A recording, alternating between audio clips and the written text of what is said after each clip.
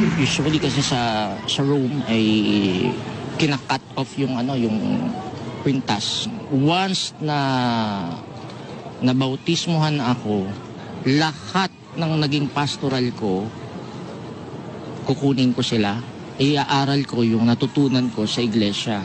Ang inaasahan ko po na ibubunga po nito ay mas maraming tao pa ang aming mahihikayat na umanib sa loob ng Iglesia ni Cristo.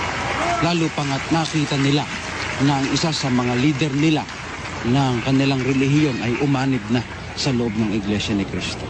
Hindi po karaniwang kaanib, kundi mga tagapangaral, mga pastor, mga pari, mga iba't ibang tagapagturo ng mga iba't ibang relihiyon na talagang umaanib sa iglesia, nauunawaan po ang katotohanan ng ating Panginoon Diyos.